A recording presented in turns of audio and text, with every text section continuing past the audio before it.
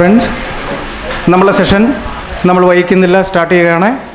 നമ്മളുടെ അതിഥികളായി നമ്മൾക്കിവിടെ എത്തിയിരിക്കുന്നത് നമ്മുടെ സെഷൻ ഉദ്ഘാടനം ചെയ്യാൻ വന്നിരിക്കുന്ന ജസ്റ്റിസ് കെ സുകുമാരൻ സാർ വേദിയിലുണ്ട്.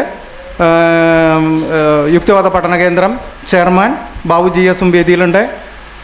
യുക്തിവാദ പഠന കേന്ദ്രം സെക്രട്ടറി AC ജോർജ് വേദിയിലേക്ക് വരണം. രവീന്ദ്രൻ സാർ, നമ്മളെ നാസ്തികനായ ദൈവത്തിൻ്റെ അങ്ങനെ തന്നെ അഭിസംബോധന ചെയ്യണം. ഗ്രന്ഥകർത്താവും യൂണിവേഴ്സിറ്റി കോളേജ് പ്രൊഫസറുമായ രവീന്ദ്രൻ സാർ വേദിയിലേക്ക് കടന്നു വരണം. ഉദ്ഘാടന സെഷൻ നമ്മൾ ആരംഭിക്കുകയാണ്. പ്രിയ സുഹൃത്തുക്കളെ, നമ്മൾ ചാർവാകം 2015 ആദ്യ ദിനം 15 ഓഗസ്റ്റ് 15 രസകരമായ ഒരു നമ്പറാണ്. 15 ഓഗസ്റ്റ് 15 നമ്മളിന്നിവിടെ സ്റ്റാർട്ട് ചെയ്യുകയാണ്. ഇന്ന് മറ്റൊരു പ്രത്യേകത, നമ്മളുടെ സ്വാതന്ത്ര്യദിനം കൂടിയാണ്. നമ്മൾ ചാർവാകം നിശ്ചയിച്ചുകൊണ്ട് മാത്രമല്ല സ്വാതന്ത്ര്യം 69ാമത്തെ സ്വാതന്ത്ര്യദിനം ആഘോഷിക്കുകയാണ്. കോളനിവൽക്കരത്തിൽ നിന്നും അതുപോലെ തന്നെ രാജവാഴ്ചയിൽ നിന്നൊക്കെ ഉള്ളൊരു മോചനത്തിൻ്റെ ഭാഗം എന്ന് തന്നെയാണ് ഞാൻ വിശേഷിപ്പിക്കുന്നത്.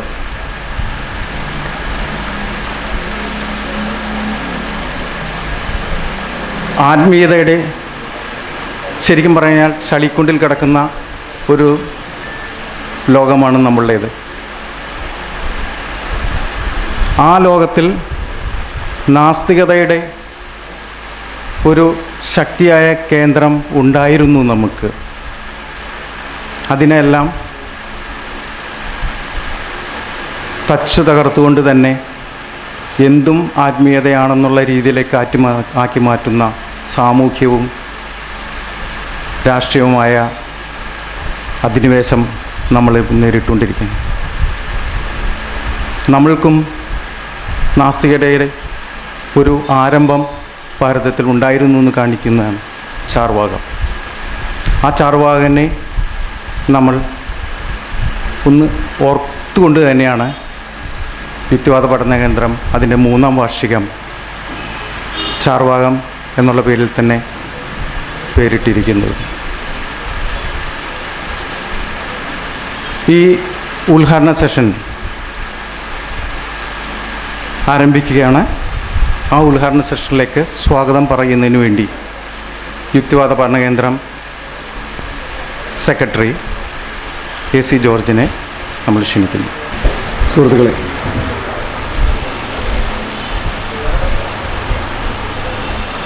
ചാർവാകം 2015 ചാർവാകം എന്ന് കേൾക്കുമ്പോൾ തന്നെ ചാർവാക ദർശനങ്ങളെപ്പറ്റി നമുക്ക് ഓർമ്മിക്കാനുള്ളൊരു സന്ദർഭം ഉണ്ടാക്കുകയാണ്. ഭൗതികവാദിയായിരുന്ന ഒരു മഹർഷി അല്ലെങ്കിൽ ഒരു മഹർഷി പാരമ്പര്യം ആയിരുന്നു ചാർവാകന്മാർ. അന്നത്തെ നിലവിലുള്ള സാഹചര്യങ്ങളിൽ അന്ധവിശ്വാസങ്ങളെ, അനാചാരങ്ങളെ എതിർത്തുകൊണ്ട് പടപൊരുതി ജീവിച്ചിരുന്ന ഒരു പരമ്പരയിലെ കണ്ണികളാണ് ചാർവാകം അല്ലെ ചാർവാകന്മാർ എന്ന് പറയുന്നത്. ചാർവാകൻ 2015 നടത്തണമെന്ന് ആലോചിക്കുമ്പോൾ ഞങ്ങൾ ഏറ്റെടുത്ത 1-2 വെല്ലുവിളികളുണ്ട്. ഒന്ന്,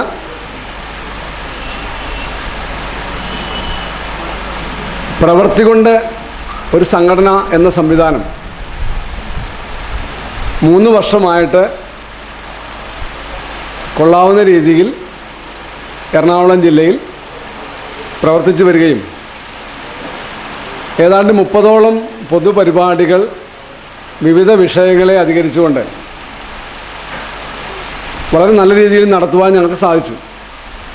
എന്നിരുന്നാലും കേരളത്തിൽ അങ്ങോളം ഇങ്ങോളം ജീവിക്കുന്ന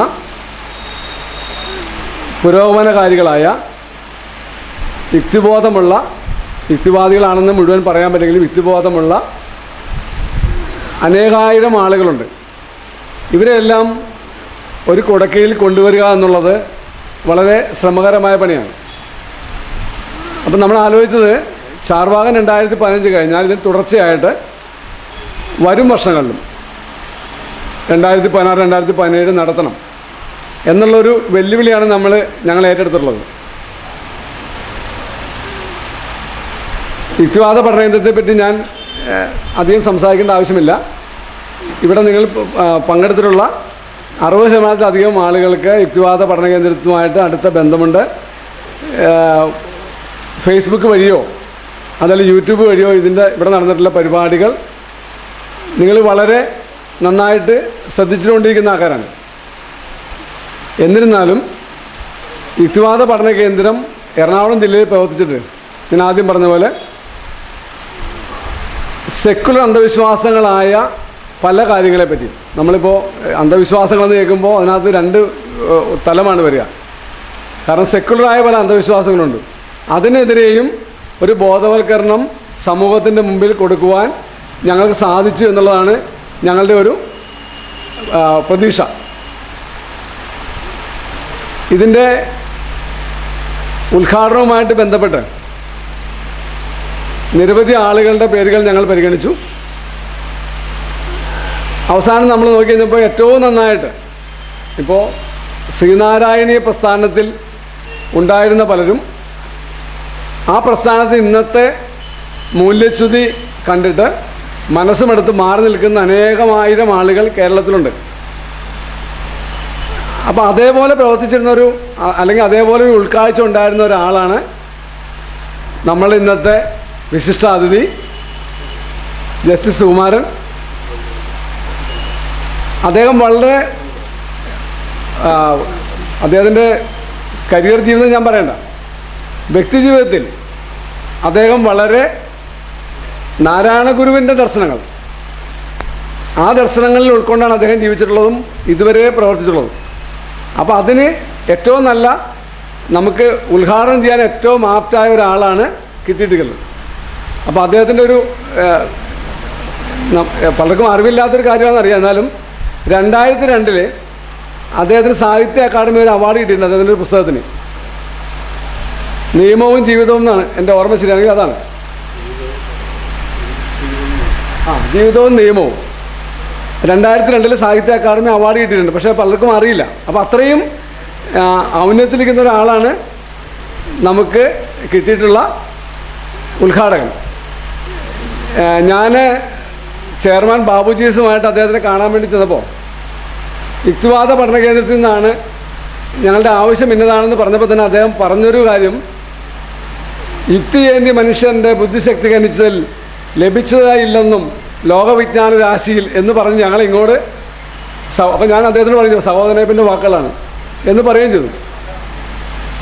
സഹോദരനേപ്പൻ്റെ അതിനൊപ്പം തന്നെയുള്ള ഒരുമിച്ച് നിർത്താവുന്നൊരു വാക്കുകളാണ്, ജാതി വേണ്ട, മതം വേണ്ട, ദൈവം വേണ്ട, മനുഷ്യന് വേണം ധർമ്മം, വേണം യഥോചിതം. അത് അദ്ദേഹത്തിന് അറിയാം. അദ്ദേഹം ഇവിടെ അത് പ്രതിപാദിക്കുമെന്ന് ഞാൻ കരുതുന്നു. അപ്പോൾ അത്രയും വളരെ വിശാല മനസ്സുള്ള നമ്മളുടെ എല്ലാം പ്രിയങ്കരനായ ജസ്റ്റിസ് സുകുമാരനെ യുക്തിവാദ പഠന കേന്ദ്രത്തിൻ്റെ ഈ ചാർവാകൻ 2015 സ്വാഗതം ചെയ്തോളുന്നു. ഈ സെഷന് ശേഷം നമ്മുടെ അടുത്ത പ്രോഗ്രാം അവതരിപ്പിക്കുന്ന രവീന്ദ്രൻ സാറിന് എല്ലാവർക്കും പരിചിതമുള്ളതാണ്. നമ്മൾ തന്നെ 2-3 പരിപാടികൾ അദ്ദേഹം വളരെ നല്ല രീതിയിൽ നടത്തിയിട്ടുണ്ട്. അദ്ദേഹവും നമ്മളുടെ ക്ഷണം സ്വീകരിച്ച് ഇവിടെ എത്തിയിട്ടുണ്ട്. അദ്ദേഹത്തിനും യുക്തിവാദ പഠന കേന്ദ്രത്തിൻ്റെ പേരിലുള്ള സ്വാഗതം ചെയ്യുന്നു.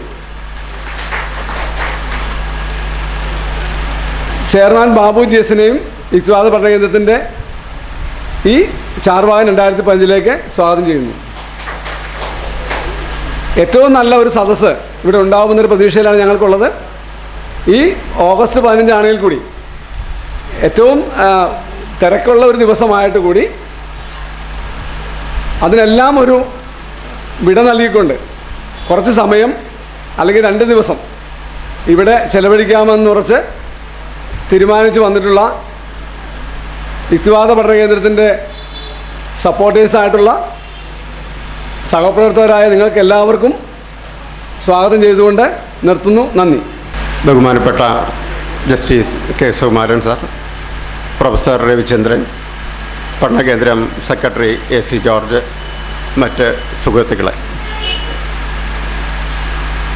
യുക്തിചിന്തയും മാനവികതയും ശാസ്ത്രബോധവും വളർത്തി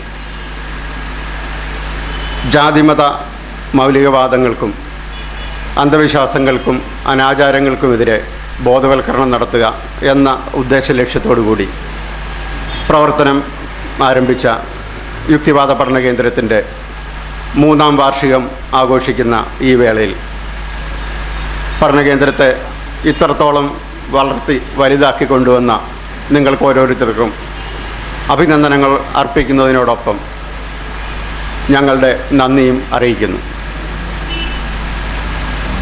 യുക്തിവാദം എന്നത് കേവലം ദൈവനിഷേധമാണെന്നും അല്ലെങ്കിൽ മതനിഷേധമാണെന്നും അതുമല്ലെങ്കിൽ അതൊരു തത്വശാസ്ത്രമാണെന്നും കരുതുന്നവർ ധാരാളം നമ്മുടെ ഇടയിലുണ്ട്. അതിൽ നിന്നെല്ലാം വളരെ വ്യത്യസ്തമായി യുക്തിവാദം നമ്മുടെ നിത്യജീവിതത്തിൽ പകർത്തേണ്ടതാണെന്നും അതൊരു ജീവിത രീതിയാണ് എന്നും ആൾക്കാരിൽ മനസ്സിലാക്കി കൊടുക്കുന്ന പ്രവർത്തനങ്ങളാണ് യുക്തിവാദ പഠന കേന്ദ്രം നടത്തിക്കൊണ്ടിരിക്കുന്നത്. സെക്രട്ടറി സൂചിപ്പിച്ച പോലെ കഴിഞ്ഞ 3 വർഷങ്ങൾക്കിടയിൽ ഏതാണ്ട് 30ഓളം പരിപാടികൾ ഇവിടെ ഞങ്ങൾ സംഘടിപ്പിച്ചിട്ടുണ്ട്. ആ പരിപാടിയുടെ ടൈറ്റിലുകൾ കേട്ട് കഴിഞ്ഞാൽ നിങ്ങൾക്ക് മനസ്സിലാവും. നിങ്ങൾ പലരും അത്തരം പരിപാടികൾ പങ്കെടുത്തിട്ടുണ്ട്. എങ്കിലും ചില പരിപാടിയുടെ ടൈറ്റിലുകൾ ഞാനിവിടെ ഉദ്ധരിക്കാൻ ഉദ്ദേശിക്കുകയാണ്.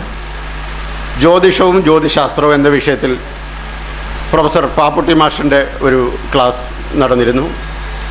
യോഗ സത്യവും മിഥ്യയും എന്ന വിഷയത്തിൽ ഡോക്ടർ വിശ്വനാഥൻ്റെ ഒരു ക്ലാസ് സംഘടിപ്പിച്ചിരുന്നു. റിച്ചാർഡ് ഡോക്കിൻസിൻ്റെ the greatest show on the earth എന്ന പുസ്തകത്തെ അധികരിച്ച് പ്രൊഫസർ സി രവിചന്ദ്രൻ എഴുതിയിട്ടുള്ള ഭൂമിയിലെ മഹത്തായ ദൃശ്യവിസ്മയം എന്ന പുസ്തകത്തിൻ്റെ പ്രസൻറ്റേഷൻ പ്രൊഫസർ രവിചന്ദ്രൻ സാർ ഇവിടെ നടത്തിയിരുന്നു. ആധുനിക ചികിത്സയും അശാസ്ത്രീയ ചികിത്സകളും ഒരു പഠനം എന്ന വിഷയത്തിൽ ഡോക്ടർ ആഗസ്റ്റിസ് മോറിസ്, അതായത് ആരോഗ്യരംഗത്തെ അന്ധവിശ്വാസങ്ങൾ എത്രത്തോളം ഉണ്ടെന്ന് അദ്ദേഹം അതിനകത്തിൽ വിവരിച്ചിട്ടുണ്ടായിരുന്നു. ഭാരതീയ ദർശനങ്ങൾ ആസ്തികമോ നാസ്തികമോ എന്ന വിഷയത്തിൽ ഡോക്ടർ പള്ളിപ്പുറം മുരളി അവതരിപ്പിച്ച പ്രഭാഷണം ഉണ്ടായിരുന്നു. വാസ്തുവുമായി ബന്ധപ്പെട്ട അന്ധവിശ്വാസങ്ങൾ വളരെ വിശദമായി വിശദീകരിച്ച ഒരു ക്ലാസ് ശ്രീ അജിത്തിൻ്റേതായിട്ട് നടത്തിയിരുന്നു. ആവിഷ്കാര സ്വാതന്ത്ര്യത്തിനെതിരെ 2 പരിപാടികൾ പഠനകേന്ദ്രം സംഘടിപ്പിച്ചിരുന്നു. അതിലൊന്ന് ആവിഷ്കാര സ്വാതന്ത്ര്യം നേരിടുന്ന വെല്ലുവിളികൾ, ഡോക്ടർ സെബാസ്റ്റ്യൻ പോളാണ് പരിപാടി ഉദ്ഘാടനം ചെയ്തത്. രണ്ടാമത് അമൃതാനന്ദമയി ഗ്രേറ്റ് എഡ്വെലിൻ്റെ പുസ്തകത്തെ നിരോധനവുമായി ബന്ധപ്പെട്ട് അല്ലെങ്കിൽ മറ്റ് പുസ്തകങ്ങളുടെ നിരോധനവുമായി ബന്ധപ്പെട്ട് യുക്തിവാദി സംഘടനകളും മറ്റ് പുരോഗമന പ്രസ്ഥാനങ്ങളുടെയൊക്കെ നേതൃത്വത്തിൽ ആവിഷ്കാര സ്വാതന്ത്ര്യം സംരക്ഷിക്കുന്നതിന് വേണ്ടി ഒരു പരിപാടി ഇവിടെ സംഘടിപ്പിച്ചിരുന്നു. ലൈംഗികത ഒരു പുനർവായന, ലൈംഗികതയുമായി ബന്ധപ്പെട്ട് ലൈംഗികതയെ പോലും മറച്ചു വെക്കേണ്ടതാണെന്നും ലൈംഗികത പാപമാണെന്നും കരുതുന്ന ഒരു സമൂഹത്തിൽ ലൈംഗികത ഒരു പുനർവായന എന്നൊരു വിഷയത്തിൽ ഡോക്ടർ KS ഡേവിഡ് ക്ലാസ് എടുത്തിരുന്നു. മസ്തിഷ്കം, പരിണാമം, സൗന്ദര്യശാസ്ത്രം, ഡോക്ടർ വിശ്വനാഥൻ്റെ ഒരു ക്ലാസ് സംഘടിപ്പിച്ചിട്ടു. ഏറ്റവും അടുത്തതായി മിഡ് ബ്രെയിൻ ആക്ടിവിറ്റിയുമായി ബന്ധപ്പെട്ടിട്ട് കണ്ണുകെട്ടിയ മലയാളി എന്നുള്ള ഒരു പരിപാടി ഇവിടെ സംഘടിപ്പിച്ചിരുന്നു.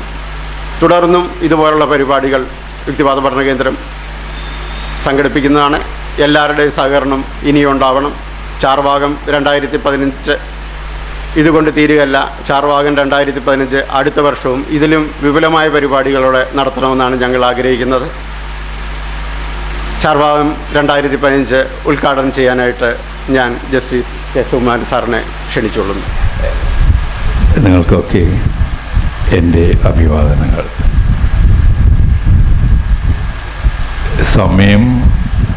കൃത്യസമയം പാലിക്കുന്ന ഒരു സമ്മേളനം ഇന്നത്തെ കാലത്ത് അപൂർവങ്ങളിൽ അപൂർവമാണ്.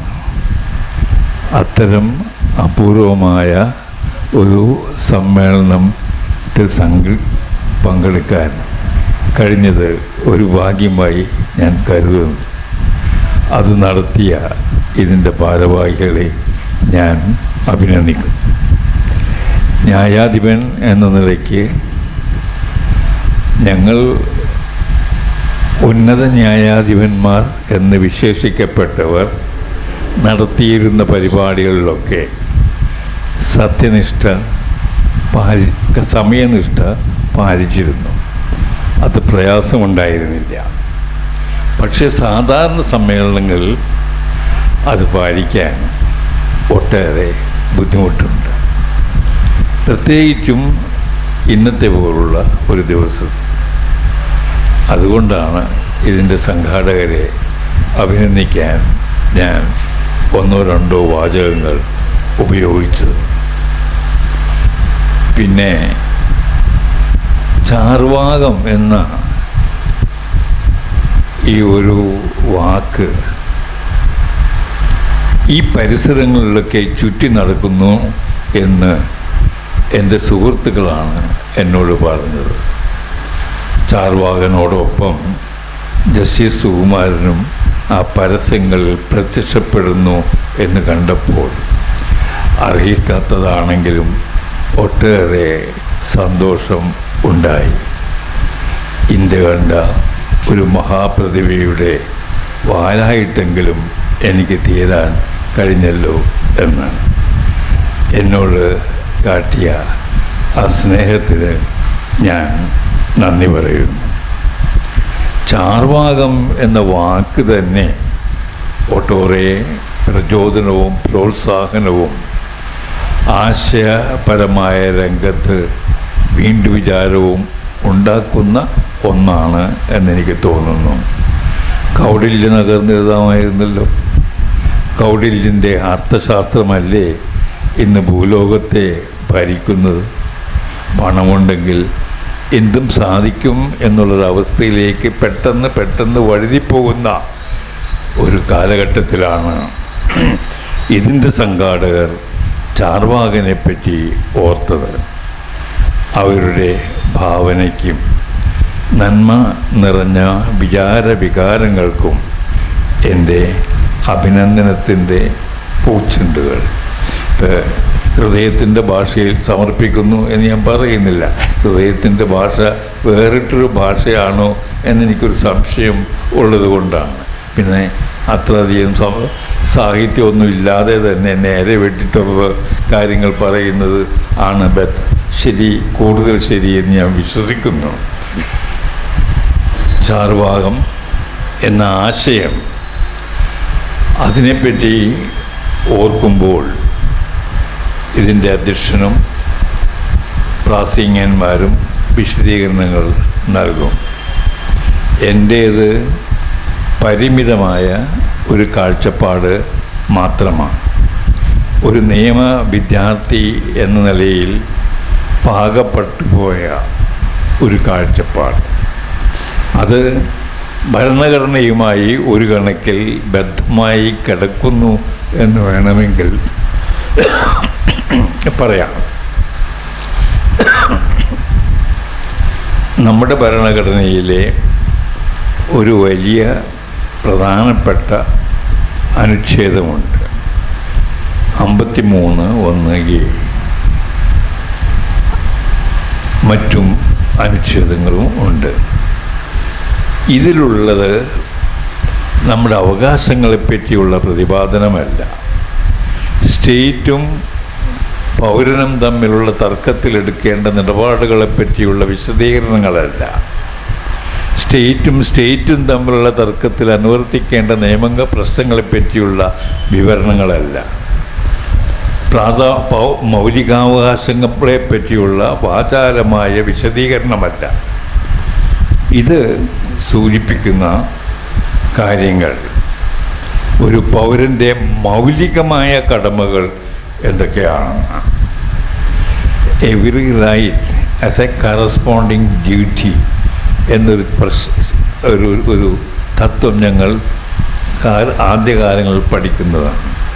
ഒരു അവകാശമുണ്ടെങ്കിൽ അതിന് ബദലായി അതിന് മറ്റൊരു വശമായി ഒരു ചുമതലയും ഉണ്ട് എന്നുള്ളത്. മൗലികമായ ഒരവകാശമുണ്ടെങ്കിൽ മൗലികമായ ഒരു ചുമതലയും ഉണ്ടായിരിക്കണം. അതൊക്കെ ഭരണഘടനാ പ്രശ്നങ്ങൾ. ഇവിടെ പ്രസക്തം ആയത് മൗലിക ചുമതലകളിലെ ഒരെണ്ണത്തെ പറ്റിയുള്ള വിശേഷണമാണ്. അത് ശാസ്ത്രീയ സമീപനം, ശാസ്ത്രമായ വീക്ഷണം വളർത്തുന്നതിൽ ഒരു പൗരൻ അവൻ്റെ കടമ നടത്തുമെന്നാണ്. ആ മഹനീയമായ കടമ സ്റ്റേറ്റിൻ്റെ ചുമതലയാണെങ്കിൽ പോലും നടത്തപ്പെട്ട് കാണുന്നില്ല. എവിടെ സ്റ്റേറ്റ് പരാജയപ്പെടുന്നുവോ അവിടെ നല്ല മനുഷ്യർ, ആശയ സമ്പന്നർ, ആദർശ ധീരർ കടന്നു വരണം. ഈ നല്ല മൗലിക കടമ ശാസ്ത്ര സമീപനം വളർത്തിയെടുക്കുക എന്ന ദുഷ്കരമായ കൃത്യം നടത്താൻ സ്റ്റേറ്റുകൾ, കേന്ദ്രഭരണവും സ്റ്റേറ്റ് ഭരണവും അറച്ചും മടിച്ചും നിന്നപ്പോൾ അത് നടത്താൻ ഞങ്ങൾ ബാധ്യസ്ഥരാണ് എന്ന് പ്രഖ്യാപിച്ചുകൊണ്ട് മുന്നോട്ട് വന്ന ഈ സംഘത്തിന് എൻ്റെ പ്രണാമം. ഇത് ഓരോ വ്യക്തിയുടെയും മുഖത്ത് ഞാൻ ദർശിക്കുന്ന ഒരു ചൈതന്യമാണ് എന്ന് പറയാനും എനിക്കാഗ്രഹമുണ്ട്. അതുകൊണ്ട് ഈ സമ്മേളനത്തിൽ പങ്കെടുക്കാൻ കഴിഞ്ഞത് ഒരു ഭാഗ്യമാണ് എന്ന് എനിക്ക് അഭിമാനവുമുണ്ട്. സ്നേഹിതന്മാരെ, ആത്മീയതയുടെ ചളിക്കുണ്ടിൽ എന്ന് സ്വാതപ്രാസിംഗൻ പറഞ്ഞു. ആത്മീയതയ്ക്ക് ചളിക്കുണ്ട് മാത്രമല്ല എന്ന് വിശ്വസിക്കുന്നവരും ഉത്തമബോധ്യത്തോടെ വിശ്വസിക്കുന്നവരും ധാരാളമുണ്ടാവും. ചളിക്കുണ്ട് പാടില്ല എന്നുള്ളതാണ് പ്രധാനപ്പെട്ട സംഗതി. ഈ ചളിക്കുണ്ടിൽ നിന്നും കാലെടുത്ത് പൊക്കുന്നതിന് ശാസ്ത്രം നമ്മെ സഹായിച്ചു, യുക്തിബോധം നമ്മെ സഹായിച്ചു.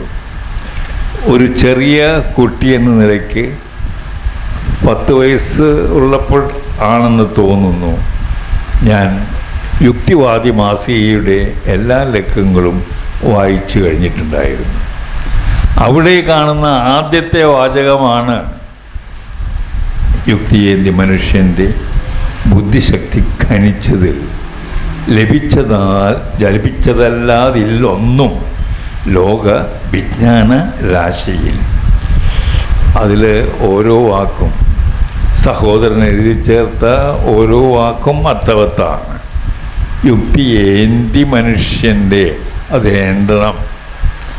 വെറുതെ പറഞ്ഞാൽ പോരാ, ഓർത്താൽ പോരാ, വല്ലപ്പോഴും ഒന്ന് എഴുതിയാൽ മാത്രം പോരാ. അത് ഏന്തിക്കൊണ്ട് തന്നെ മനുഷ്യൻ്റെ ബുദ്ധിശക്തി, അതാണ് പ്രധാനപ്പെട്ടത്. ബുദ്ധിശക്തി ഇല്ലെങ്കിൽ വലിയ ബുദ്ധിമുട്ടാണ്. അങ്ങനെയില്ലാത്തവർക്ക് ശാസ്ത്രം തസ്യ കരോതിക്കും, ബുദ്ധിശക്തി ഇല്ലാത്തവർക്ക് ശാസ്ത്രത്തിന് സഹായിക്കാൻ പറ്റില്ല എന്ന് പണ്ടത്തെ സുഭാഷിതത്തിൽ പറഞ്ഞിട്ടുണ്ട്. അവർക്ക് കണ്ണാടി കണ്ടാലും വെളിച്ചം കാണാൻ സാധിക്കില്ല, ഒരു രൂപം മനസ്സിലാക്കാൻ സാധിക്കില്ല. ശാസ്ത്രത്തിൻ്റെ പ്രാധാന്യത്തെപ്പറ്റിയുള്ള ഒരു സൂചന യുക്തിയേന്തി മനുഷ്യൻ്റെ ബുദ്ധിശക്തി. അത് ഖനനം ചെയ്യണമെങ്കിൽ എവിടെയെങ്കിലും പോയി ഖനനം ചെയ്താൽ പോരാ, ബുദ്ധിശക്തി ഖനനം ചെയ്യണമെന്ന നിർബന്ധം. ബുദ്ധിശക്തി ഉണ്ടോ എന്ന് ആലോചിക്കേണ്ട കാര്യമില്ല, ഉണ്ട്. അതാണ് ഒരു മനുഷ്യനെ മറ്റ് ചില ജീവികളിൽ നിന്നും കൂടുതൽ വ്യത്യസ്തനാക്കുന്നത് എന്ന് നമുക്കറിയാവുന്നതാണ്. ഇത് ബുദ്ധിശക്തി ഖനിച്ചതിൽ യുക്തിയേന്തി ആണ് അത് ചെയ്യേണ്ടത്. അവിടെയാണ് യുക്തി സമൂഹത്തിൻ്റെ പ്രസക്തമായ പങ്ക്. അവിടെയാണ് കടമയുടെ ബാഹുല്യം, അവിടെയാണ് ഇനിയുള്ള നാളുകളുള്ള കർത്തവ്യത്തിൻ്റെ സൂചന. ഇത് ഏറ്റെടുക്കുന്നത് സാധാരണഗതിയിൽ ഒരു ക്ലേശകരമായ പാതയിലൂടെയുള്ള സഞ്ചാരമാണ്. എളുപ്പവഴി, ഔന്നത്യത്തിലേക്ക്, ഉദ്യോഗ കയറ്റത്തിലേക്ക്, പണം സമ്പാദിക്കുന്നതിലേക്ക് വേറെ ഒട്ടേറെയുണ്ട്. അപ്പോഴും ആദർശത്തിൻ്റെ ശുഭ്രവെളിച്ചത്തിൽ പതുക്കെ പതുക്കെ കാൽ വെച്ചു പോകുന്ന, ഹൃദയത്തിൽ നന്മയുള്ള ഒരു വിഭാഗത്തെ കാണുന്നത് സുഖകരമാണ്. ഈ ശാസ്ത്രത്തിൻ്റെ സമീപനം എന്ന് പറയുമ്പോൾ അതിൽ സൂക്ഷ്മതയുടെ നിഷ്കർഷ അടങ്ങിയിരിക്കുന്നു. അതുകൊണ്ടാണ് ശാസ്ത്രജ്ഞന്മാരിലും ശാസ്ത്രജ്ഞനായ ഡാർവിൻ അനാരോഗ്യം മൂലം കഷ്ടപ്പെട്ടുകൊണ്ടിരുന്ന കാലഘട്ടത്തിൽ പോലും തെറ്റായ ഒരു വിവരം തന്നിൽ നിന്ന് വരാൻ പാടില്ലെന്ന് നിഷ്കർഷ പാലിച്ചത്. അന്നത്തെ കാലത്തെ ഇംഗ്ലീഷ് സാമൂഹ്യ വ്യവസ്ഥയിൽ പ്രഭുക്കന്മാർ എല്ലാ തരത്തിലുള്ള പണ്ഡിതന്മാരെയും മഹാമനസ്സുകളെയും അത്താഴ വിരുന്നിന് ക്ഷണിക്കുമായിരുന്നു. അത്തരം വിരുന്നുകളിൽ ഡാർവിനും സന്നിഹിതനമാകുമായിരുന്നു. അപ്പോൾ വലിയ തത്വജ്ഞാനികൾ, വിദ്യാഭ്യാസ പ്രവർത്തകർ, രാഷ്ട്രീയ തത്വത്തിൽ അവഗാഹം നേടിയവർ, ഭരണം കൈയാളുന്നവർ എന്നിങ്ങനെ വിവിധ തുറകളിലുള്ള ആൾക്കാരുടെയൊക്കെ സംഗമമുണ്ടാകുമായിരുന്നു. ഡാർവിൻ ഇതുപോലുള്ള സമ്മേളനത്തിൽ സമ്മേളിച്ചപ്പോൾ അദ്ദേഹത്തിന് പറയാനുണ്ടായിരുന്നത് ശാസ്ത്രസംബന്ധിയുമായ ഒരു അനുഭവമാണ്. ഒരു കുന്ന് കയറിയത്, ആ കുന്നിൻ്റെ ഉയരം, അവിടെ പ്രത്യക്ഷപ്പെട്ട ജീവജാലം, അവയുടെ പ്രത്യേകതകൾ, ഇതൊക്കെ പറഞ്ഞു കഴിഞ്ഞ ശേഷം അനാരോഗ്യം കൂടുതൽ അനുഭവിച്ചിരുന്ന ഡാർവിൻ ഉറങ്ങാൻ പോയി. കുറച്ച് കഴിഞ്ഞപ്പോൾ അദ്ദേഹത്തിൻ്റെ കിടപ്പുമുറിയിൽ നിന്ന് ഡാർവിൻ വീണ്ടും പ്രത്യക്ഷപ്പെട്ടു. പറഞ്ഞു, സുഹൃത്തുക്കളെ, ഞാൻ നേരത്തെ നമ്മൾ കയറിപ്പോയ പർവ്വതത്തിൻ്റെ ഉയരം 1791 അടിയാണെന്നാണ് പറഞ്ഞത്. അത് ശരിയല്ല. ഞാനിപ്പോൾ ഓർത്തു നോക്കുമ്പോൾ അത് 1792 അടിയാണ് എന്ന് പറയുണ്ടായി. ഞാനിത് ഈ കഥ ആവർത്തിച്ചത് ഒരു ശാസ്ത്രജ്ഞൻ്റെ കൃത്യതയിലുള്ള വിശ്വാസം, കടുത്ത വിശ്വാസം, അതിൽ നിന്നും അണുവിട പോലും തെറ്റിപ്പോകരുതെന്ന നിർബന്ധം ചൂണ്ടിക്കാണിക്കാനാണ്. യുക്തി സമൂഹത്തിൻ്റെ സ്വഭാവ പ്രത്യേകത ഇതുപോലെ തന്നെ വിവരണത്തിൽ വിവരത്തിൽ നിന്നും തെറ്റായ ഒരു തരി പോലും പ്രസ്താവം ഉണ്ടാവാൻ പാടില്ല. അതിനുവേണ്ടി ശ്രമിക്കണം എന്നുള്ളതാണ്. ഇങ്ങനെയുള്ള ഒരു ശ്രമം ശാസ്ത്രീയമായ പഠനത്തിൻ്റെയും ശാസ്ത്രീയമായ ജീവിത ശൈലിയുടെയും ഒരു ഭാഗമായിരിക്കും എന്ന് എനിക്ക് തോന്നുന്നു. ഇതിനു വേണ്ടി പ്രവർത്തിച്ച നിരവധി മനുഷ്യാത്മാക്കൾ ഈ സംസ്കാരം കെട്ടിപ്പടുക്കുന്നതിന് സഹായിച്ചിട്ടുണ്ട്, മനുഷ്യ പുരോഗതിക്ക് സഹായകമായിട്ടുണ്ട്. പക്ഷേ സമീപകാലത്ത് ഇതിനൊക്കെ ഒരു തിരിച്ചടി ഉണ്ടാവുന്നില്ലേ എന്നൊരു സംശയം. ഞാൻ തെക്കൻ തിരുവിതാംകൂറിലുള്ള ഒരു ക്ഷേത്രത്തിൻ്റെ കാര്യത്തിൽ വിധി എഴുതാൻ നിർബന്ധിതനായ ഒരു ന്യായാധിപനാണ്. അവിടെയുള്ള ആളുകൾക്ക് ആ വരവ് കുറഞ്ഞ ക്ഷേത്രത്തിൽ വലിയ തർക്കങ്ങൾ ഉണ്ടാകുന്നത് സ്വാഭാവികം. ഒരു ന്യായാധിപനെ വെച്ചുകൊണ്ട് അവിടെയുള്ള കാര്യങ്ങളൊക്കെ ശരിയാക്കാൻ ശ്രമിച്ചു. അതിനുശേഷമാണ് അവിടെ ഒരു ആചാരം പെട്ടെന്ന് ഉണ്ടായത്. അപ്പോൾ ചിട്ടയായ കണക്ക്, കൃത്യമായ പൂജകൾ, ശുദ്ധമായ അന്തരീക്ഷം, ഇതൊക്കെ വന്നപ്പോഴത്തേക്കും ക്ഷേത്രത്തിനും പ്രശസ്തി ഉണ്ടായി. അതിൽ ആൾക്കാർക്ക് വിശ്വാസമുണ്ടായി, ആരാധകർ ധാരാളമുണ്ടായി. പക്ഷേ ഒരു പുതിയ പ്രസ്ഥാനം തുടങ്ങി, പൊങ്കാല. ശരി, പൊങ്കാല ഒരു നല്ല രസകരമായ നിവേദ്യവും ഒരുപക്ഷെ വിശ്വാസികൾക്ക് സുഖം നൽകുന്ന ഒരു പുണ്യകർമ്മവുമാണ്. പക്ഷേ കുറേ കൊല്ലങ്ങൾ കഴിഞ്ഞപ്പോഴാണ് പൊങ്കാല വളരെ വിപുലം ആയത്. അതിൻ്റെ ഫലങ്ങൾ ബുദ്ധിമുട്ടുണ്ടാക്കി, ക്ലേശങ്ങളുണ്ടാക്കി എന്ന് മാത്രമല്ല, ഒട്ടേറെ സ്ഥലങ്ങളിൽ പിന്നെ പൊങ്കാലകൾ വരാൻ തുടങ്ങി. ഞാനിത് പൊങ്കാലകളെ ആക്രമിച്ചു എന്ന് നാളെ തലക്കെട്ടിൽ പത്രത്തിൽ വരണ്ട. ഞാൻ ചൂണ്ടിക്കാണിച്ചത് ഒരു നല്ല കാര്യം ഒരു നല്ല മിതമായ രീതിയിൽ വന്നാൽ പോലും അതിനെപ്പറ്റി തർക്കമുണ്ടാകും, അതുണ്ടായിക്കോട്ടെ പോലും അത് പണത്തിന് വേണ്ടി ചൂഷണം ചെയ്യുന്ന ഒരു സമ്പ്രദായം പടർന്നു പിടിക്കുന്നത് സമൂഹത്തിന് അപകടകരമാണ് എന്ന് ഞാൻ വിശ്വസിക്കുന്നു. അത്തരത്തിലുള്ള പ്രവണതകൾ നാം തടയേണ്ടതാണ്. യുക്തിബന്ധുരമായ ആലോചനകൾ, അതുപോലുള്ള ചർച്ചകൾ, അങ്ങനെയുള്ളവരുടെ കൂടിക്കാഴ്ചകൾ, ഇതൊക്കെ ഈ സമൂഹത്തിൻ്റെ സാംസ്കാരിക ധന്യതയെയും ശാസ്ത്രീയ സമീപന ചിന്താശീലത്തെയും പുലർത്തുവാനും വളർത്തുവാനും സഹായകം ആവും എന്നാണ് എൻ്റെ വിശ്വാസം. ഇത് മാത്രമല്ല, ഇന്നിപ്പോൾ ചില സമുദായങ്ങളിൽ പെട്ട ആളുകൾ ശ്രീനാരായണ ഗുരു എന്നെപ്പറ്റി പറഞ്ഞു, ഞാനൊരു ശ്രീനാരായണീയനാണ് എന്നുള്ളതിൽ അഭിമാനം കൊള്ളുന്നു. കാരണം ശ്രീനാരായണീയൻ നല്ല ഒരു യുക്തിവാദിയുമായിരുന്നു, ആത്മീയം വിശ്വസിക്കുമ്പോൾ തന്നെ നല്ലൊരു യുക്തിവാദിയും കൂടിയായിരുന്നു. അദ്ദേഹത്തിൻ്റെ വചനങ്ങളിലും തത്വങ്ങളിലും ആശയങ്ങളിലും പങ്കിലമായ ഒരു ഭാഗം പോലും എനിക്ക് കാണാൻ കഴിഞ്ഞിട്ടില്ല. അതേസമയം വിപ്ലവ ചിന്തയുടെ അതിചിന്ത വഹിക്കുന്ന എത്രയോ വചനങ്ങളും കാണാൻ സാധിച്ചിട്ടുണ്ട്. അതുകൊണ്ടാണ് ഞാൻ അദ്ദേഹത്തിൻ്റെ ഒരു ആരാധകൻ ആയത്.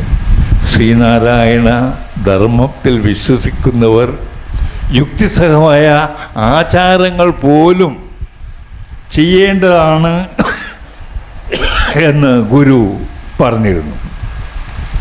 വിവാഹം 7 പേരിൽ കൂടാൻ പാടില്ലെന്നാണ്. കുറച്ചു കാലത്തിന് മുമ്പ് എനിക്ക് ഒരു വിവാഹ നിശ്ചയത്തിൽ പങ്കെടുക്കാൻ ക്ഷണം കിട്ടി. ഞാനൊരു ജഡ്ജ് ചെയ്തുകൊണ്ടായിരിക്കുമോ എന്നറിയില്ല, എന്തെങ്കിലും ആവട്ടെ. അതിലൊരു സൂചന ക്ഷണിക്കാൻ വന്നവർ നൽകി. വിവാഹ നിശ്ചയമാണ്, വിവാഹമല്ല. ഒരു 10-200 കാറുകൾ പോകും. പക്ഷേ മെഴ്സിഡസ് ബെൻസും അതുപോലുള്ള സമാനമായ കാറുകളിൽ താഴ്ന്നക്കിടയിലുള്ള കാറുകളിൽ സഞ്ചരിക്കാൻ ഉദ്ദേശിക്കുന്നവർ അതിൽ സംബന്ധിക്കേണ്ടതില്ല എന്നായിരുന്നു സൂചന. അപ്പോൾ ശ്രീനാരായണ ഗുരുവിൻ്റെ തത്വം എവിടെ? അദ്ദേഹത്തിൻ്റെ ശിഷ്യപ്രമുഖനും ധനാഢ്യനും സമൂഹത്തിൽ പ്രധാനിയുമായ ആളുടെ സമീപനം എവിടെ? ഇത് ഒട്ടേറെ നാളുകളായി തുടർന്നു വരുന്നു. പലരും കണ്ടിട്ടും നിങ്ങളുടെ സംഘം പോലും അത് ചെയ്തോ എന്നെനിക്ക് അറിഞ്ഞുകൂടാ. ചെയ്തില്ലെങ്കിൽ അതിനെപ്പറ്റി ആലോചിക്കുക. ആരും പ്രതിഷേധിക്കുന്നില്ല എന്നുള്ളത് ദുഃഖകരമാണ്. ഡോക്ടർ കെ എൻ രാജൻ്റെ വിവാഹത്തിന് 7 പേരുണ്ടായിരുന്നു. അത് കെ എൻ രാജൻ്റെ അച്ഛൻ ശ്രീനാരായണ ഭക്തനായിരുന്നു കൊണ്ടാണ്. അത് പറഞ്ഞാൽ പോരാ, അദ്ദേഹത്തിൻ്റെ തത്വം പാലിക്കണം എന്ന് നിർബന്ധമുണ്ടായിരുന്നതുകൊണ്ട്. പക്ഷേ എല്ലാവർക്കും സാധിച്ചെന്ന് വരില്ല. പക്ഷെ ചുരുക്കാൻ ഈ അടുത്താണ് ഒരു പത്രത്തിൽ ഒരു സ്ത്രീയുടെ പ്രതികരണധ്വനി എന്നൊരു പത്രത്തിൽ ഇവിടെയുള്ള ഒരു സ്ത്രീ എഴുതിയ ഒരു ലേഖനം എനിക്ക് മനസ്സിലാക്കാൻ സാധിച്ചത്. അവർ പറഞ്ഞു, ഗുരുവിൻ്റെ ഈ പ്രമാണം നടത്താൻ നമുക്ക് സാധിച്ചില്ലെങ്കിലും ആ വലിയ ആഡംബരത്തിൽ നിന്ന് ഒന്ന് കുറയ്ക്കാൻ കഴിയില്ലേ? അതിന് ഉപദേശിക്കാൻ കഴിയില്ലേ, പ്രവർത്തിക്കാൻ കഴിയില്ലേ, അതിനുവേണ്ടി പ്രക്ഷോഭണം നടത്താൻ കഴിയില്ലേ എന്ന് ചോദിച്ചു. ഇതൊരു ചെറിയ കാര്യമാണ്. കാർലൈൽ എന്ന മഹാൻ പറഞ്ഞിട്ടുണ്ട്, ചെറിയ കാര്യങ്ങളൊക്കെ നിങ്ങൾ നോക്കാമെങ്കിൽ വലിയ കാര്യങ്ങളൊക്കെ സ്വയം തിരുത്തപ്പെടും, സ്വയം നന്നാക്കപ്പെടും എന്ന്. അതുകൊണ്ട് വലിയ കാര്യങ്ങളിലൊന്നും ഞാൻ പ്രവേശിക്കാൻ ഉദ്ദേശിക്കുന്നില്ല. ചെറിയ കാര്യങ്ങളിൽ നാം പ്രവേശിക്കണ്ടേ എന്നൊരു ചിന്ത ഈ ബഹുമാനപ്പെട്ട സദസ്സിന് മുമ്പിൽ സമർപ്പിക്കുകയാണ് എൻ്റെ ഉദ്ദേശം. ഇത് സമൂഹത്തെ ബാധിച്ച ക്യാൻസർ ബാധ, ആഡംബര പ്രേമം, അതിനെപ്പറ്റി എതിർക്കേണ്ടതും യുക്തി സമൂഹത്തിൻ്റെ ഒരു ബാധ്യതയാണ് ചുമതലയാണ് എന്ന് ഞാൻ വിചാരിക്കുന്നു. വിശ്വാസത്തിൻ്റെ ആത്മീയതയുടെ ചെളിക്കൊണ്ടെന്ന് ഒക്കെ വിശേഷിപ്പിക്കാവുന്ന കൃത്യങ്ങൾ മൗലികാവകാശമായി കൊണ്ടുവന്ന ചരിത്രം ഇന്ത്യയിലുണ്ടായിട്ടുണ്ട്. ആനന്ദമാർഗികൾ അങ്ങനെ വിശ്വസിച്ചവരാണ്. തലയോടും കൊണ്ട് തെരുവീതികളിൽ നൃത്തമാടാൻ ഞങ്ങൾക്ക് മൗലികാവകാശം, മതസ്വാതന്ത്ര്യം ഉണ്ട് എന്ന് അവകാശപ്പെട്ടുകൊണ്ടാണ് അവർ സുപ്രീം കോടതി വരെ നിയമസമരം നടത്തിയത്. അത്തരമൊരു അവകാശം ഭരണഘടന വിഭാവനം ചെയ്തിട്ടില്ല എന്നും അത് ഇന്ത്യയുടെ സംസ്കാരത്തിനും പൈതൃകത്തിനും പാരമ്പര്യത്തിനും എതിരാണ് എന്നും പറയാൻ സുപ്രീം കോടതി തയ്യാറായി. മതസ്വാതന്ത്ര്യം എന്ന കാര്യത്തിൻ്റെ മറവിൽ ഇത്തരത്തിലുള്ള അപഹാസ്യമായ അശാസ്ത്രീയമായ നിലപാടുകൾ ഇന്നും പലപ്പോഴും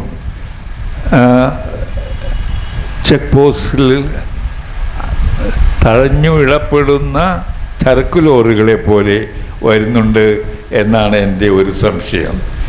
അവരെ വെറുതെ വിട്ടാലും നിങ്ങൾ വെറുതെ വിടാൻ പാടില്ല എന്നാണ് എനിക്ക് അഭ്യർത്ഥിക്കാനുള്ളത്.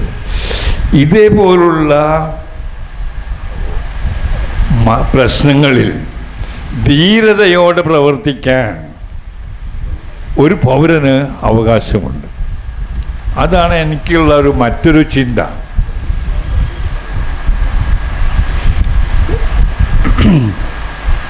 പരിസ്ഥിതി പ്രശ്നം ഉദാഹരണം, ഇന്നിപ്പോൾ മലകളൊക്കെ നിരത്തിയാലും കുഴപ്പമില്ല, നദിയിലെ മണൽ മുഴുവനും തീർന്നാലും വിരോധമില്ല, ഫ്ലാറ്റിലുള്ളവർക്ക് സുഖമായി താമസിക്കണം എന്നുള്ള മനോഭാവം മാത്രം ഭരണാധികാരികൾക്കുള്ളപ്പോൾ മൗലിക അവകാശ സംരക്ഷണത്തിന് നമ്മുടെ മലകളെയും നദികളെയും സംരക്ഷിക്കാനുള്ള അവകാശം യുക്തിബോധമുള്ള എല്ലാ മനുഷ്യരുടെയും കടമയിൽപ്പെട്ടതായി കണക്കാക്കണം. ഫിലിപ്പൈൻസിലാണ് അതുപോലൊരു സന്ദർഭം ഉണ്ടായത്.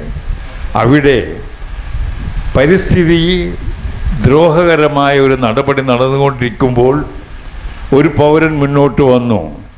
അദ്ദേഹം അത് തടഞ്ഞു നിർത്താൻ ശ്രമിച്ചു. മുന്നോട്ട് വന്നപ്പോൾ തനിക്കെന്താ കാര്യം, താൻ പോലീസാണോ എന്നൊരു ചോദ്യം ഈ ആക്രമിയുടെ കയ്യിൽ നിന്നും ഉണ്ടായി.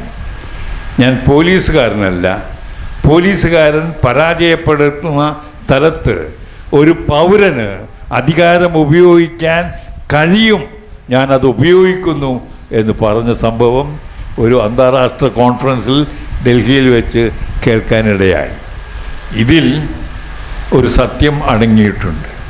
പൗരാവകാശം മുന്നോട്ട് കൊണ്ടുപോരുന്നതിൽ എല്ലാവരും യുക്തിബോധമുള്ളവർ, യുക്തിബോധ സമൂഹത്തിൽ പ്രവർത്തിക്കുന്നവർ ശ്രമിക്കണം, അത് ശാസ്ത്രീയമായ രീതിയിൽ ശ്രമിക്കണം എന്ന് ഒരു സൂചന നൽകാൻ ഞാൻ ആഗ്രഹിക്കുന്നു.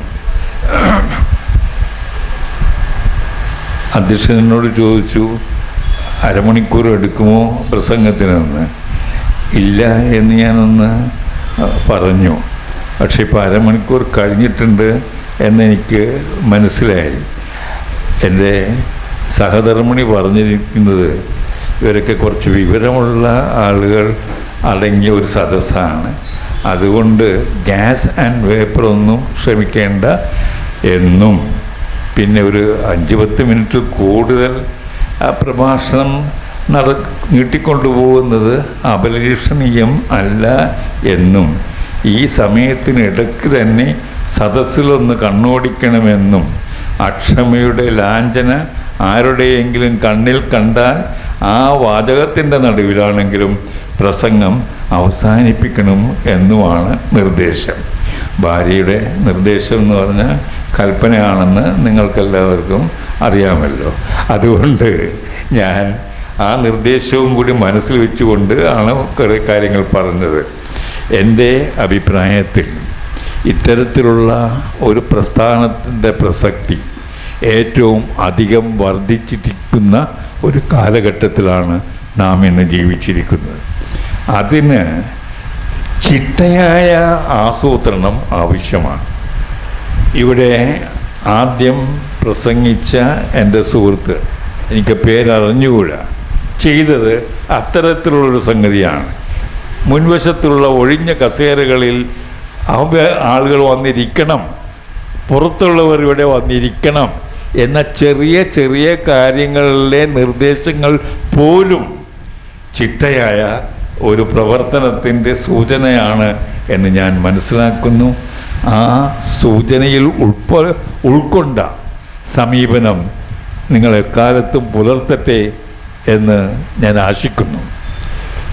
ഈ നടത്തിയ പ്രഭാഷണങ്ങളുടെ സംഖ്യ ഇവിടെ വിവരിച്ചു.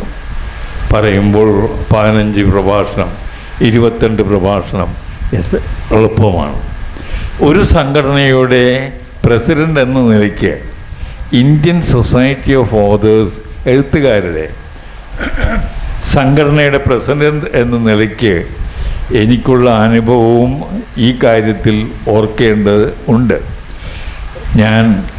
എനിക്കൊരു പുസ്തകത്തിന് സാഹിത്യ അക്കാദമിയുടെ സമ്മാനം കിട്ടി, പുരസ്കാരം കിട്ടി എന്ന് പറഞ്ഞു. ഞാൻ ആ പുസ്തകം എപ്പോഴും സൂക്ഷിച്ചു കൊണ്ടുപോകും.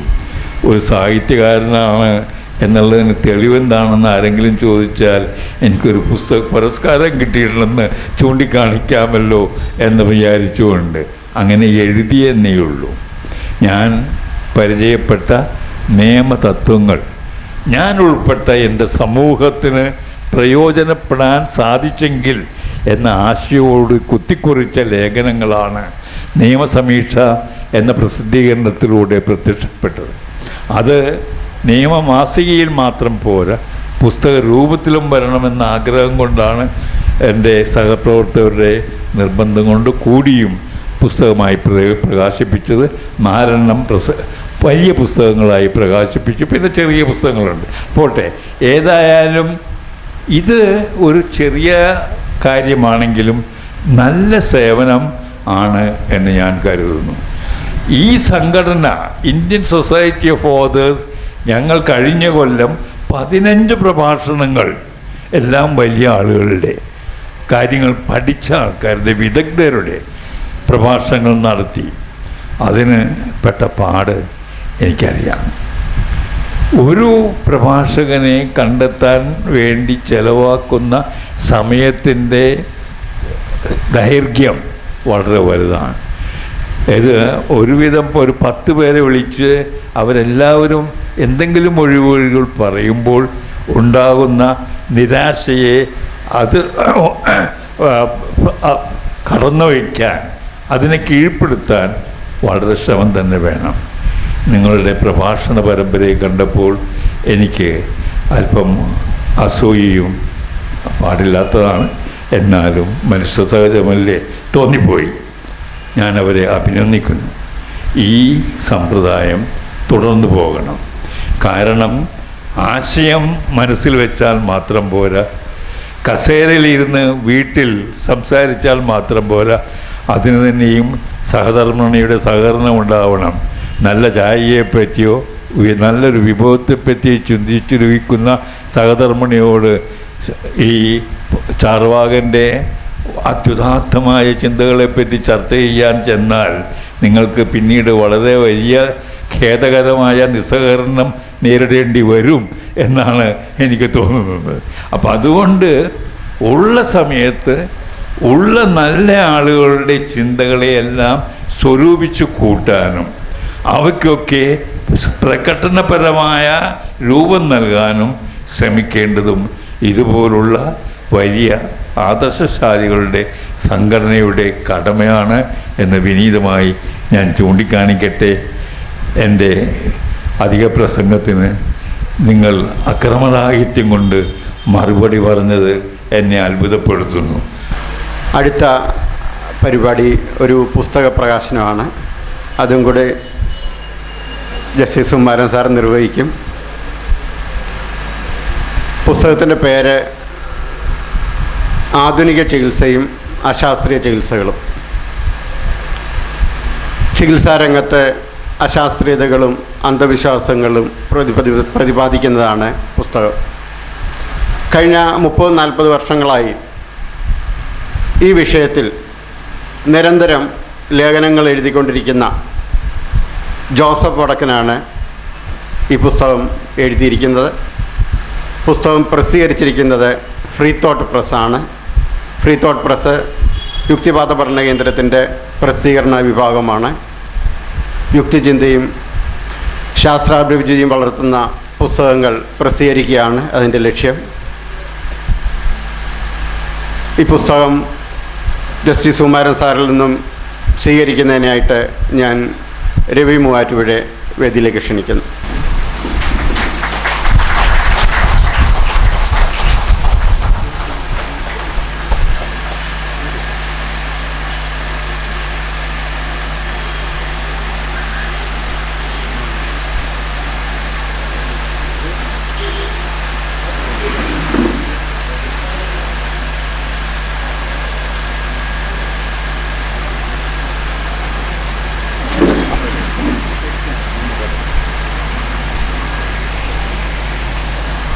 സാധാരണ പുസ്തകം പ്രകാശിപ്പിച്ചു കഴിഞ്ഞാൽ കുറച്ച് സമയം അതിനെപ്പറ്റി പ്രസംഗിക്കാനും അനുവദിക്കാറുന്ന ഒരു മുൻപതിവുണ്ട്.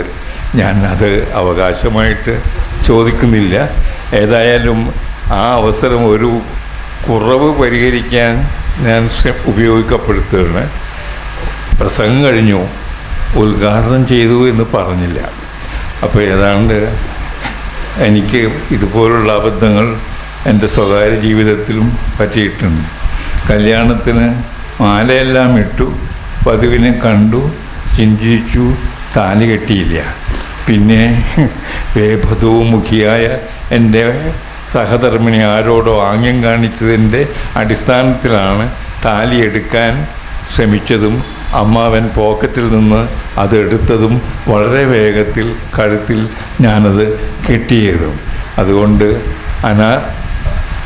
ഇത് ഉദ്ഘാടനം ചെയ്തു എന്ന് പറഞ്ഞ് വിട്ടുപോയതിൽ അസാധാരണത്വം ഒന്നുമില്ല എന്നും എൻ്റെ ഒരു മറവി എന്ന ശീലത്തിന് നിങ്ങൾ മാപ്പ് നൽകണമെന്നും അപേക്ഷിച്ചുകൊണ്ട് ആ സമ്മേളനം ഉദ്ഘാടനം ചെയ്തതായി പ്രഖ്യാപിച്ചുകൊണ്ട് എൻ്റെ വാക്കുകൾ അവസാനിപ്പിക്കുന്നു. ഈ പുസ്തകം വായിച്ചു നോക്കാത്തതുകൊണ്ട് അധികം അഭിപ്രായം പറയുന്നില്ല. പലരും അങ്ങനെയാണ് സാധാരണഗതിയിൽ ചെയ്യുന്നത്. വായിച്ചു നോക്കണമെന്ന് നിർബന്ധമൊന്നുമില്ല. ഇവിടെ നമ്മുടെ ഭാരതീയ വിദ്യാഭവൻ ഹാളിൽ ഒരിക്കലൊരു മന്ത്രി കയറിനെ പറ്റി പറഞ്ഞു. കയറിനെപ്പറ്റി ഇത്രയും നല്ല വിവരണം നൽകുന്ന പുസ്തകം നമ്മുടെ മലയാള സാഹിത്യത്തിൽ ഉണ്ടായിട്ടില്ല എന്ന് അദ്ദേഹം വളരെ ആവേശത്തോടു കൂടി പ്രഖ്യാപിക്കുന്നത് ഞാൻ കേട്ടു നിന്നു. കയറിനെപ്പറ്റി ഒരു വരി പോലും തകഴി ആ പുസ്തകത്തിൽ എഴുതിയിട്ടില്ല എന്നുള്ളതാണ് സത്യം. അങ്ങനെ ഒന്ന് ചെയ്യാൻ എനിക്കല്പം ഇപ്പോഴും ഒരു മടിയുള്ളത് കൊണ്ടാണ് പുസ്തകത്തെപ്പറ്റി അഭിപ്രായം പറയാത്തത്. ഗ്രന്ഥകർത്താവിനെ അഭിനന്ദിക്കുന്നു. കൂടുതൽ വലിയ പുസ്തകങ്ങൾ എഴുതാനിടപെട്ടെ. ഞാനൊരു പുസ്തക പുഴുവാണ് എന്ന ചെറുപ്പത്തിലെ ഒരു അപഖ്യാതിയുണ്ട്. എഴുതുന്ന പുസ്തകങ്ങൾ വായിക്കും എന്ന് അദ്ദേഹത്തിന് ഉറപ്പ് നൽകാനും എല്ലാവിധ അഭ്യുദയങ്ങളും ആശംസിക്കുവാനും ഈ അവസരം ഉപയോഗിക്കുന്നു. നന്ദി, നമസ്കാരം. ഇനി പ്രസംഗിക്കാം. സാറ് പറഞ്ഞത് ശരിയാണ്. പുസ്തകം പ്രസാദനം ചെയ്യുന്നതിന് മുമ്പ് പുസ്തകം കൊടുക്കേണ്ട ഒരു പരിപാടിയുണ്ട്. ഈ പുസ്തകം ഇന്നിവിടെ പ്രകാശനം ചെയ്യാൻ പറ്റുമോ എന്നുള്ളൊരു സംശയം ഉണ്ടായിരുന്നു. ഇന്നലെയാണ് ഒരു ഇതെടുത്തത്, അതുകൊണ്ടാണ് അങ്ങനൊരു തെറ്റ് പറ്റിയത്. എന്തായാലും ഞങ്ങൾ അതിൽ ഖേദം പ്രകടിപ്പിക്കുന്നു. പുസ്തകത്തെപ്പറ്റി 2 വാക്ക് സംസാരിക്കാനായിട്ട് ശ്രീ രവി മൂവാറ്റുപുഴ വിളിക്കുന്നു. സുഹൃത്തുക്കളെ, കേരളത്തിലെ യുക്തിവാദ പ്രസ്ഥാനത്തിൽ കഴിഞ്ഞ കുറച്ച് വർഷങ്ങളായിട്ടുണ്ടായിട്ടുള്ളൊരു മാറ്റം ജാതി മത ദൈവ നിഷേധ ചിന്ത എന്നതിനപ്പുറം ശാസ്ത്രീയമായിട്ട് എല്ലാ കാര്യങ്ങളെയും സമീപിക്കുക എന്നുള്ളൊരു മനോഭാവം കൂടുതൽ ചെറുപ്പക്കാരുടെ ഇടയ്ക്ക് ഉണ്ടായിട്ടുണ്ട്. യുക്തിവാദ പഠന കേന്ദ്രം ഈ ഫ്രീ തോട്ട് പ്രസ് എന്നുള്ള പേരിൽ കുറച്ച് കൂടുതൽ പുസ്തകങ്ങൾ പ്രസിദ്ധീകരിക്കുന്നുള്ള ഒരു ആലോചനയിലായിരുന്നു ഈ സംരംഭം തുടങ്ങിയതെങ്കിലും ചില സാങ്കേതിക പ്രശ്നങ്ങൾ കൊണ്ട് ഈ ഒരു ചെറിയ ഒരു പുസ്തകം മാത്രമാണ് തൽക്കാലം പ്രസിദ്ധീകരിക്കാൻ കഴിഞ്ഞുള്ളൂ. പുസ്തകത്തിൻ്റെ പേര് നിങ്ങൾ ശ്രദ്ധിച്ചിരിക്കും, ആധുനിക ചികിത്സയും അശാസ്ത്രീയ ചികിത്സകളും. ഇതിൻ്റെ രചയിതാവ് ശ്രീ ജോസഫ് വടക്കൻ കഴിഞ്ഞ 20 വർഷത്തിൽ കൂടുതലായിട്ട് എൻ്റെ അടുത്തൊരു സുഹൃത്താണ്. ഈ പുസ്തകത്തിൻ്റെ കയ്യെഴുത്ത് പ്രതി പ്രസിദ്ധീകരിക്കുന്നതിന് മുമ്പ് ഞാൻ വായിച്ചിട്ടുമുണ്ട്. നമ്മുടെ ചികിത്സ സംബന്ധമായിട്ടുള്ള ജനങ്ങളുടെ അന്ധവിശ്വാസങ്ങളെക്കുറിച്ചും അനാചാരങ്ങളെക്കുറിച്ചും പഠിച്ച് ഈ മേഖലയിൽ ജനങ്ങൾക്ക് ശാസ്ത്രീയമായിട്ടുള്ള ഒരു അറിവ് ഉണ്ടാക്കുന്നതിന് വേണ്ടിയിട്ടുള്ള വളരെ നല്ലൊരു പുസ്തകമാണ്. വളരെ ചെറിയ ഒരു പുസ്തകം, ചെറിയ വില മാത്രമേ ഉള്ളൂ. പുസ്തകത്തെക്കുറിച്ച് കൂടുതൽ സംസാരിക്കണമെങ്കിൽ പോലും സമയപരിമിതി ഉള്ളതുകൊണ്ട് ഞാൻ ഇതിനെക്കുറിച്ച് കൂടുതൽ സംസാരിക്കാൻ ആഗ്രഹിക്കുന്നില്ല.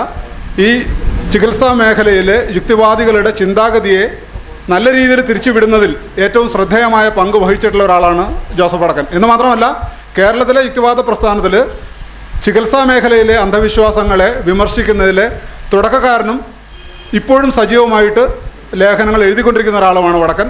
അനേകായിരം ലേഖനങ്ങൾ അദ്ദേഹത്തിൻ്റെ ഇതായിട്ട് ആനുകാലിക പ്രസിദ്ധീകരണങ്ങളിൽ കിടക്കുന്നുണ്ട്. യുക്തിവാദ പഠന കേന്ദ്രം അവയെല്ലാം സമാഹരിച്ച് പ്രസിദ്ധീകരിക്കുമെന്ന് ഞാൻ ആശിക്കുന്നു. നേരത്തെ പറഞ്ഞതുപോലെ പുസ്തകത്തെ എല്ലാം നിർബന്ധമായിട്ടും 20 രൂപയോ മറ്റാണ് ഇതിൻ്റെ വില. നിങ്ങളെല്ലാവരും നിർബന്ധമായിട്ടും ഇതിൻ്റെ ഒരു കോപ്പി വാങ്ങിച്ച് വായിക്കുകയും ഈ മേഖലയിൽ നിങ്ങളുടെ അറിവ് കൂടുതൽ വികസിപ്പിക്കുകയും ചെയ്യണമെന്ന് അഭ്യർത്ഥിച്ചുകൊണ്ട് ഞാൻ എൻ്റെ വാക്കുകൾ അവസാനിപ്പിക്കുന്നു. നന്ദി.